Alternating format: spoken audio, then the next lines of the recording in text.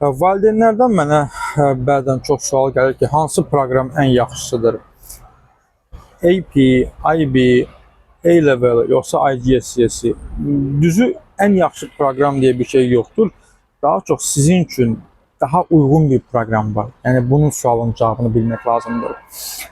Misal üçün IGCSE daha çox 14-16 yaşlarında olan tələbə üçün uyğundur.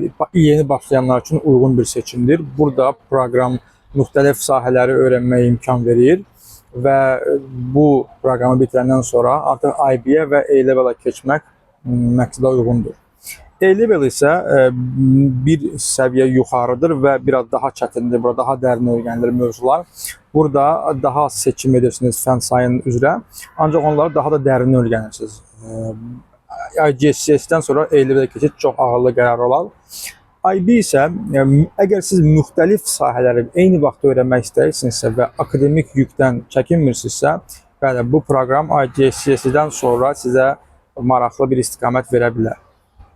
AP kimlər üçün daha məqsədə uyğundur? Əgər xüsusilə ABŞ universitetlərini hədəfləyirsinizsə, AP sizin üçün çox ideal proqram ola bilər.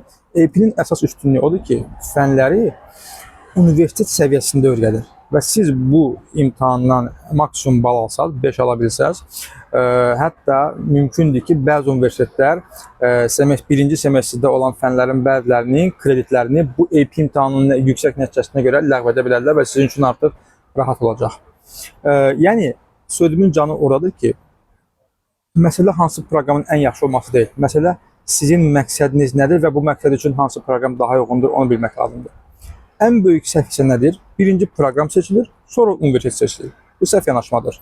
Ən birinci ölkəni dəqiqləşdirməlisiniz, sonra universitetlərin siyasətini dəqiqləşdirməlisiniz, seçəcəyiniz ixtisası əmin olmalısınız, ondan sonra proqrama başlamaq daha məqsədə uyğundur.